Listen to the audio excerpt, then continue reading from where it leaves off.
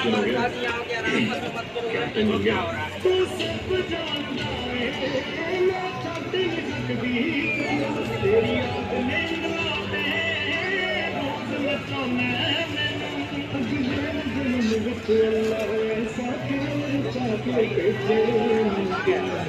الله الرحمن الرحيم.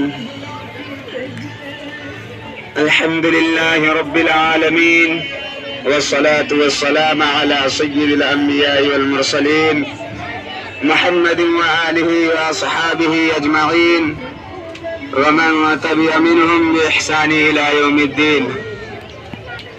أما بعد، أعوذ بالله من الشيطان الرجيم. بسم الله الرحمن الرحيم. إنما يخشى الله من عباده العلماء إن الله عزيز غفور. وقال إن الذين قالوا ربنا الله ثم استقاموا تتنزل عليهم الملائكة. صدق الله العظيم. جنہیں میں ڈھونڈتا تھا آسمانوں میں زمینوں میں، وہ نکلے میرے ظلمت خانہ دل کے مکینوں میں. جلا سکتی ہے شمع کشت کو موج نفس ان کی، الہی کیا چھپا ہوتا ہے اہل دل کے سینوں میں. نہ پوچھ ان خرقہ پوشوں کی ارادت ہو تو دیکھ ان کو، ید بیضا لیے بیٹھے ہیں اپنی آستینوں میں. بہار آئی اگر گلشن میں تو کس کام کی آئی، نشے من شاخ پہ باقی رہا نہ دل ہی سینوں میں. محترم حضرات اور سامعین اکرام، آج کے میں ان یاران باصفا اور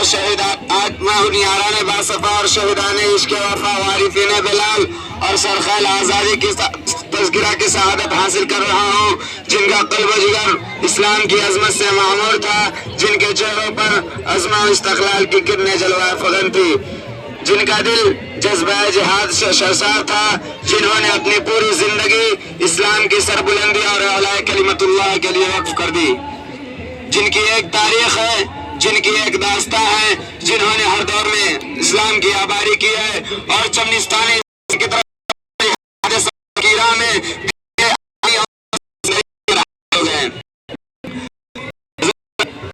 طبقہ ہے، جنہوں نے ہر محاذ پر باطل کا مقابلہ کیا اور ہر طرح سے مقابلہ کیا. ضرورت پڑی تو گولیاں چلائی، ضرورت پڑی تو تلواریں چلائی، تلوار کی قلم اٹھا، اور جب ضرورت پڑی تو اپنے شعلہ نوائیوں سے طوفان تند و تیز اور شرکش و بے باک کا کام لیا، اور جب ضرورت پڑی تو اپنے قوم کے ننھے نونہالوں کو تربیت و اصلاح فرما کر باطل کے لیے دیواریں آہنی اور فولادی لشکر بنا دیا. آج میں انہی بہادروں اور سرفروشان اسلام کی تھوڑی سی تاریخ اور ادنا سا جلوہ دکھانا چاہتا ہوں کہ انہوں نے جنگ آزادی میں کیا کارنامے انجام دیے اور ان کا مقام کیا رہا.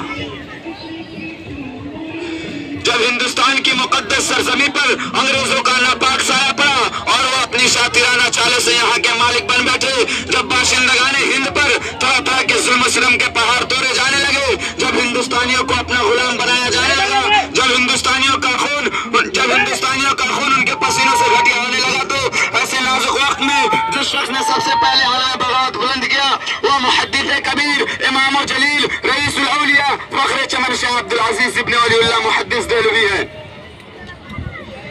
شاہ عبدالعزیز کے فتوے کا اثر تھا کہ انگریزوں کی نیند حرام ہو گئی اور جگہ جگہ آزادی کے شعلے بھڑکنے لگے، سینوں میں ولولے مچلنے لگے اور حوصلہ نے آرائیاں لینی شروع کر دی. مسند درس پر بیٹھ کر قرآن و حدیث کے درس دینے والے علماء کرام اور خانقاہوں میں بیٹھ کر اپنے خون و جگر سے شمع اسلام کو روشن کرنے والے مشائخ اعظام اپنے مدرسوں اور خانقاہوں کو چھوڑ کر میدان میں آ گئے اور فرنگیوں کے خلاف ایک محاذ بنا کر توکل علی اللہ منزل کے جانب بے سر و سامانی کے عالم میں نکل پڑے.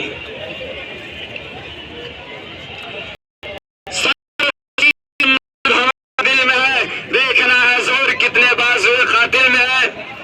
حضرات، یہ کارواں مسافت طے کرتے ہوئے کس طرح منزل مقصود تک پہنچا، یہ ایک لمبی داستہ ہے. اس داستہ میں امنگیں بھی ہیں اور محرومیاں بھی اور عزم و عمل کا جوش و خروش بھی اور شکست خوردگی اور بیچارگی کی افسردگی بھی اور جنون شوق کی آشفتہ سری بھی ہے. اور جنہوں نے شوق کیا شوفتہ سری بھی ہے اور گردش دورہ کی کجرو بھی. اس طویل مسافت کو طے کرتے ہوئے ان کے پاؤں مسلسل لہولہان ہوتے رہے. ہزاروں اور لاکھوں کا وجود غبار راہ بن کر اڑ گیا. کبھی جبر تشدد کی خاردار جھاڑیوں نے ان کے دامن کو تار تار کیا، کبھی وحشت و بربریت کے پہاڑ نے ان کی راہ میں حائل ہو گئے، مگر اس بزم جنوب کے دیوانوں نے ہمت نہیں ہاری. حادثات و مصائب سے ٹکراتے ہوئے منزل مقصود کے جانب بڑھتے ہی رہے.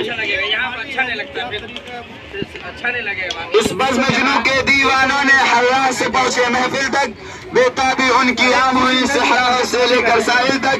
ہاں سنگ گرا پہ لکھتے تھے وہ اپنے دل نادا کا حال، شاید کے تلاش مقتل میں پہنچے پتھر قاتل تک.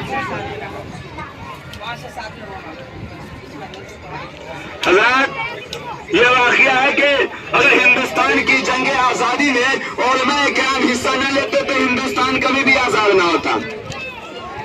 ہندوستان کبھی بھی آزاد نہ ہوتا. اگر سرخائے آزادی نہ ہوتے تو تحریک آزادی نہ چلتی، تحریک بالا کوٹ نہ چلتا، تحریک ریشمی رومال نہ چلتی، تحریک خلافت نہ چلتی، ہندوستان چھوڑو تحریک نہ چلتا.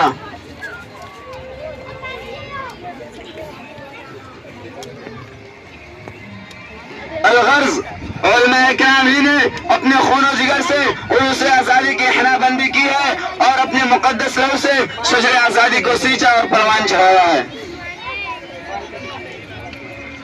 چنانچہ 1857 کی جنگ آزادی میں 2 محاذ بنائے گئے، ایک محاذ شاملی پر، ایک محاذ امبالہ پر، جس کی قیادت حضرت مولانا جعفر تھانیسری کے پاس تھی. دوسرا محاذ شاملی پر، جس کی قیادت حضرت حاجی امداد اللہ مظاہر مکی کے پاس تھی. جس کی قیادت حضرت حضرت حاجی امداد اللہ مظاہر مکی کے پاس تھی. اس جنگ آزادی میں بڑے بڑے صلحاء علماء شہید و زخمی ہوئے. اسی جنگ آزادی میں حافظ ضامن بھی شہید ہوئے. اسی 1857 کی جنگ آزادی میں 2 لاکھ مسلمان شہید ہوئے، جن میں سے 11,500 علماء کرام تھے. صرف دہلی کے اندر 500 علماء دین کو پھانسی کے پھندے پر لٹکا دیا گیا.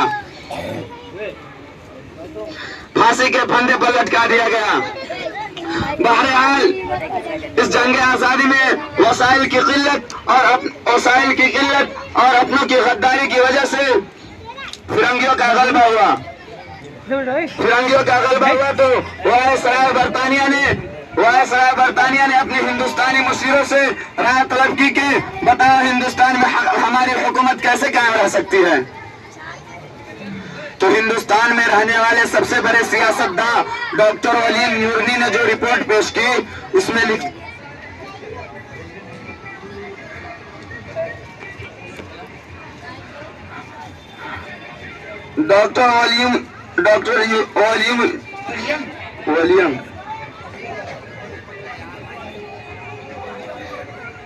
ڈاکٹر ولیم نے جو رپورٹ پیش کی اس میں لکھتا ہے کہ ہندوستان میں سب سے زیادہ بیدار مسلمان ہیں اور جنگ آزادی صرف مسلمانوں نے لڑی.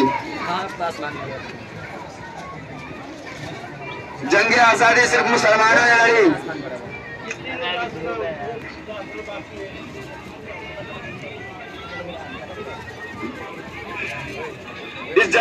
اس جنگ آزادی میں جب تک ان مسلمانوں میں جذبہ جہاد باقی رہے گا اس وقت تک ہم لوگ ان پر حکومت نہیں کر سکتے.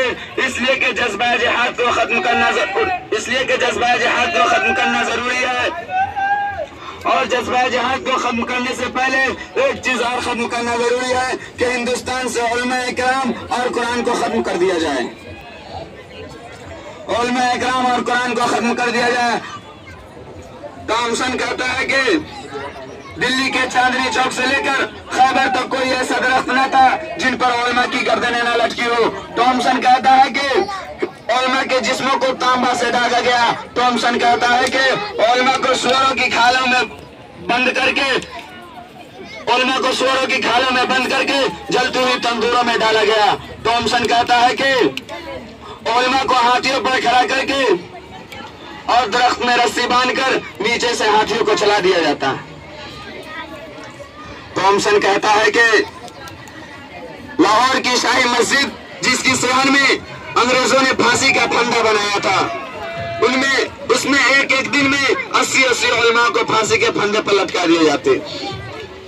थॉमसन कहता है कि लाहौर की दरिया रावी में 80 उलमा को बोरियों में बंद करके दरिया में डाल दिया जाता और ऊपर से गोलियों का निशाना बनाया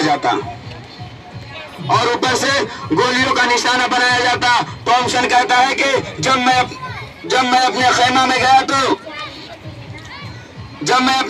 गया तो मुझे मुर्दार की बदबू महसूस हुई। मैं अपने खेमा के पीछे गया तो क्या देखता हूँ कि आग के अंगारे दहक रहे हैं और 40 उलमा को कपड़े उतार कर उन अंगारों में डाल दिया गया। मेरे सामने 40 और उलमा को बुलाया गया और मेरे देखते ही देखते उनके भी कपड़े उतारे गए और अंग्रेजों ने कहा, मौलवी जिस तरह इस चाली को आग में पकाया गया है उसी तरह तुम्हें भी पका दिया जाएगा। तुम सिर्फ इतना कह दो कि इस जंग आजादी में हम शरीक न थे। थॉमसन कहता है कि मुझे पैदा करने वाले की कसम, सारे के सारे आलिम आग में पक तो गए मगर अंग्रेजों के सामने गर्दनें न झुकाई।